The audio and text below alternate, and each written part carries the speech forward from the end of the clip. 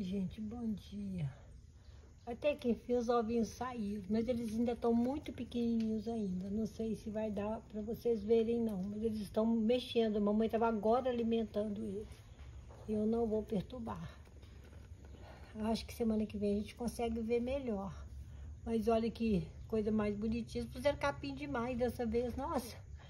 Mas parece que são dois, não sei. Cada hora um vem, é muito bonitinho, a natureza é muito linda, né, gente?